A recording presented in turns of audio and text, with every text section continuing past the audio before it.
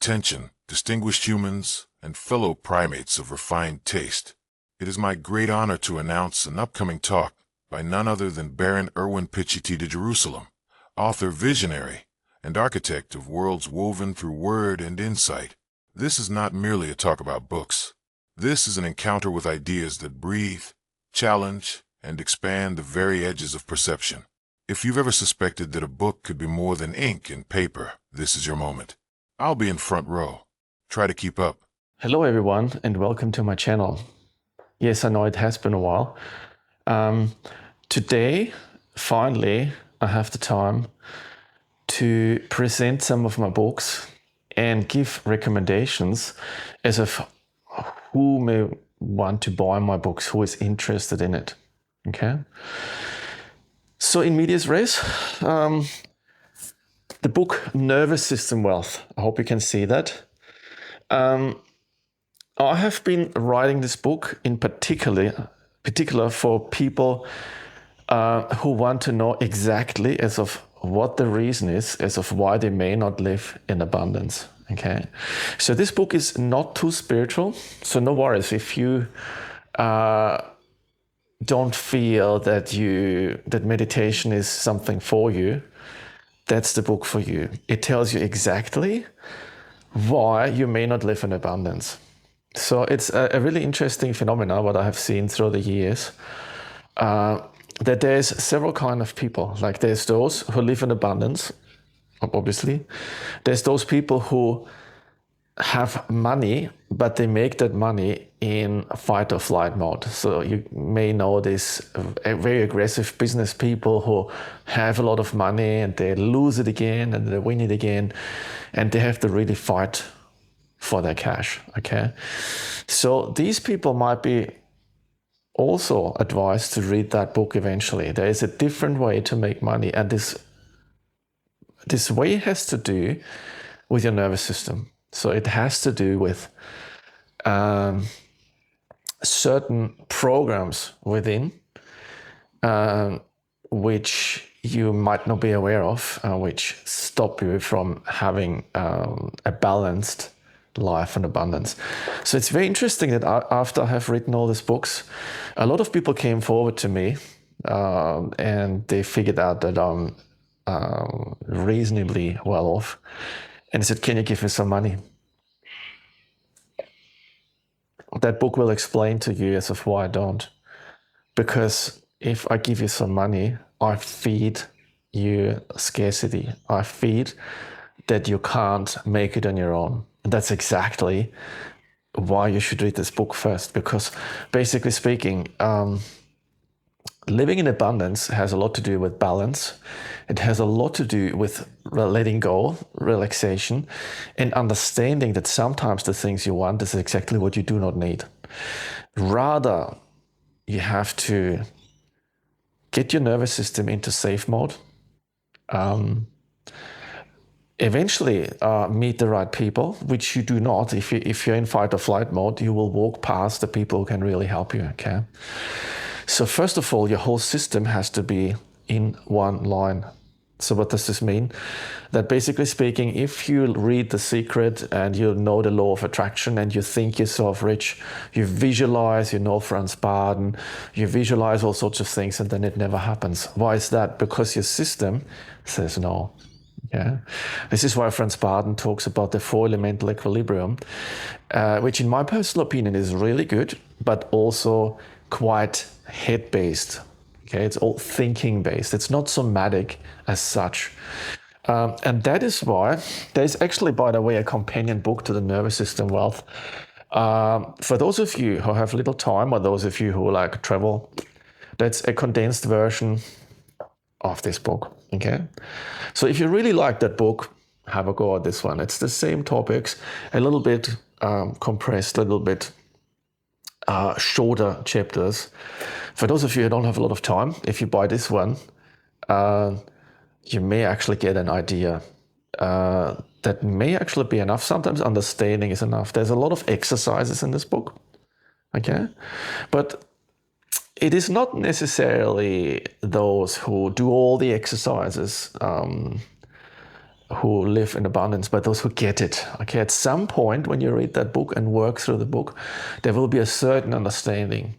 And that is what this book is written for. Not that you work through it all, because there's a lot of exercises in it, but that you actually get the idea. And once you have a somatic experience of abundance, you bet you make some friends, money, relationships, your health gets better, and so on.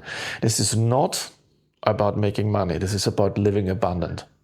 Living abundant means living in balance, doing exactly what you want on the place where you want to live, being surrounded by the people who love you and have some cash. Okay? And the cash will come. No worries. The cash, guys, nothing is easier than making money. Honestly, if you're willing to sacrifice a lot of your time and you just don't give up and you try as hard as you can in fight or flight mode, no worries, you will make money. For those of you who continuously struggle with this, there's something seriously wrong in your system. So there's a lot of people who are quite thinking that they're advanced in Hermetics or in Franz Baden or in Buddhism, but they are having a crappy job, having no money, they can't make a living easily. Guys, there's something seriously out of balance with you. So stop believing what you believe, stop doing what you do, stop reading what you read, and change something. What you're doing is obviously not working. So for those of you who have quite some experience with Franz Baden, Hermetics, Buddhism, Taoism, doesn't matter which tradition, Christianity, esoteric Christianity, I've written the Abundance Code. Okay. There's also the book Abundance in Action. Okay, so Abundance Code is for those of you who are interested in the four elemental equilibrium, in a somatic, having a somatic experience of the four elemental equilibrium, and also going into these topics. So you may read both books, but if you're really short on time, if you read this one, there's quite a bit of this book in it, but then it goes into the four elemental equilibrium. So why is this important? Because our system is composed of several components. The Buddhists call them aggregates. Franz Baden calls them elements. It's the same thing. In some systems it's 4, in other systems it's 5. It's all dependent on how you organize things you can't really put into a proper conceptual knowledge. Okay, this is intuitive things, somatic experiences, and the attempt to express it in a more intellectual way. Okay, so the Abundance Code will make you balanced. It will make you live in abundance and balance experience the four elemental equilibrium. Okay, so it is in particular important for those who are on the Hermetic path, on the spiritual path, on the Buddhist path, and want to make a living having relationships, having friendships, which are a bit beyond the average feeling of feeling safe. So you will learn that the nervous system has a kind of safe mode, and that this safe mode gets expanded if you create a four elemental equilibrium. Okay. Now it becomes a bit tricky. I wrote these books here: Quiet Mind, Still Mind, and the 7 Factors of Awakening. So for whom are these 2 books? So there is not much of abundant code in there or nervous system wealth. This is purely meditation. Okay, if you feel that you have done meditation for quite a while, or even if you're a beginner and you don't get anywhere, just read these books. It took me quite a while to write the concepts for this book, and it's still not perfect, but I think you get the idea after you read these books as of where you have to head in terms of why is it that I'm stuck with meditation. A lot of people get to a certain level and then they feel like they don't want to meditate anymore. They do their 20, 30 minutes a day, and then they sort of don't get anywhere. They feel stuck. Read these books. Okay. Now, the last book I have published is The Inner Word, and I'm about to publish The Living Word, which will be the 2nd volume of that book. So who wants to read this book? This book is about liberation. It's also my books about meditation. The 7 Factors of Awakening and The Quiet Mind, Still Mind, they are about liberation. But furthermore, it is about speaking the letters. So there's a lot of nonsense in this world out there about the kerning exercises, Freemasonry, which is about the lost word, the Holy Grail, Druid runes, Kabbalah, the big blah blah, the big Kabbalah blah. It's this. Forget it. I'm sorry if you are in Golden Dawn or something like this. It would be good material, but everything I have seen, Telemar, Ordo Templi Orientis, I'm not a fan of it. Aleister Crowley, it all raises your ego. All this practice raises your ego. Now with Franz Baden, while it has its limitations, I always say it's the best book you can get as a Western practitioner in the beginning. Why? Because it's simple. So there was recently a criticism about Franz Baden. Ignore it. There's 10,000 of people having brilliant success with Franz Baden. It has 10 levels. You can get through it. Level 2, 3, 4, 5, you might get stuck. If you stick to it, you will have quite some success.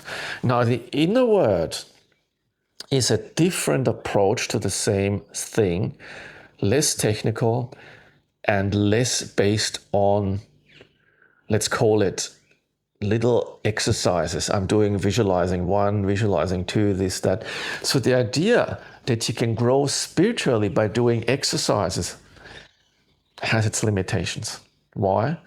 Because your spiritual development is more based on levels of understanding, which the Buddhists call jhanas, rather than doing exercises. And if you do Franz Baden or similar systems wrong, doing exercises, and the system as such is good, but if you do it wrong, you're elevating your ego rather than releasing it. And this is why I wrote this book. This is a mixture of practicing genuine Theravada Buddhism as it's taught by certain monks.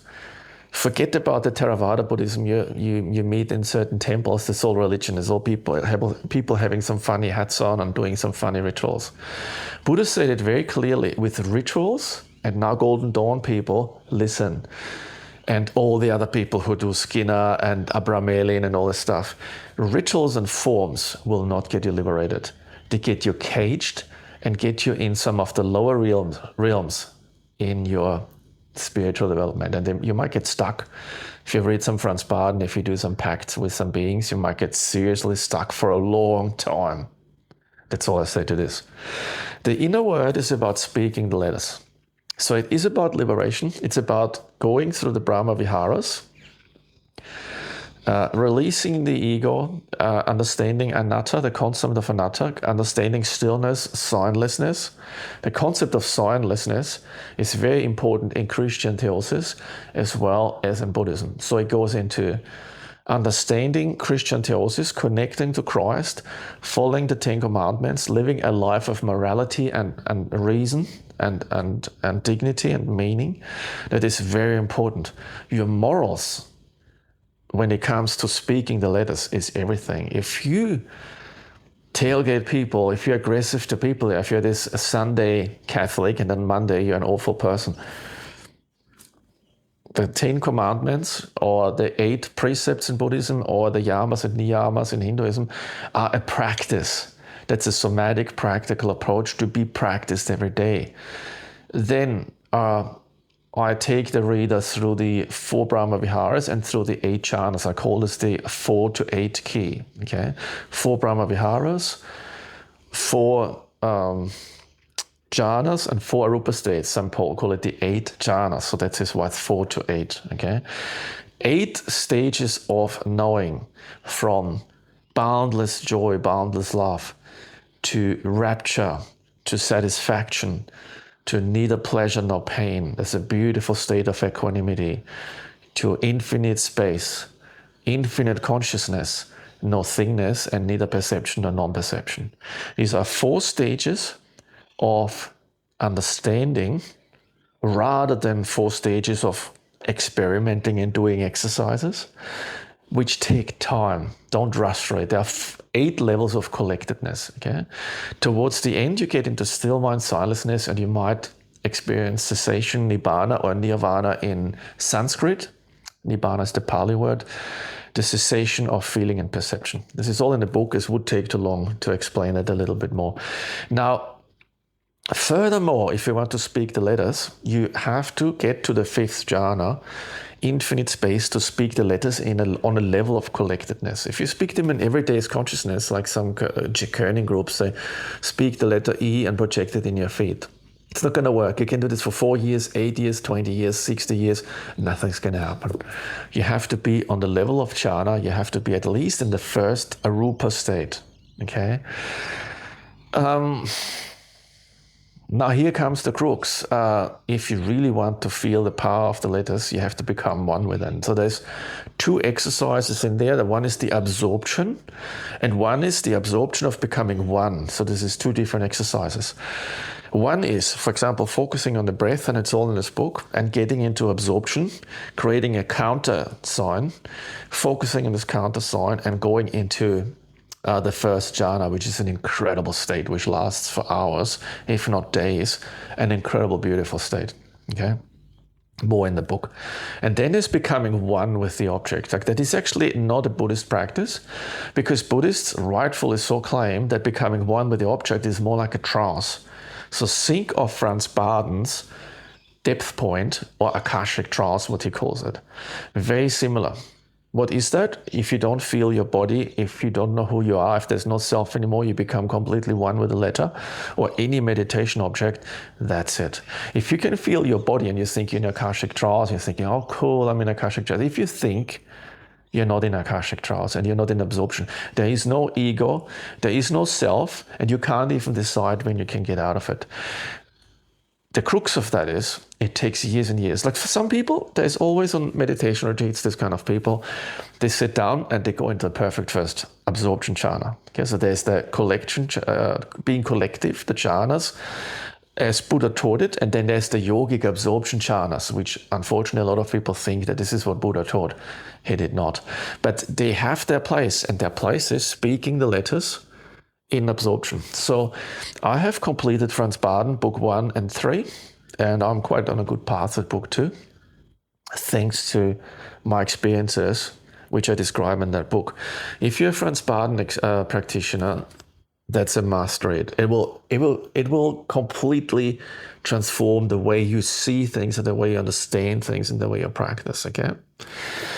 So that book has everything you need to reach absorption and to speak all the letters, create your own formulas, and get all the good juicy stuff. Franz Baden writes a book in his 3rd book.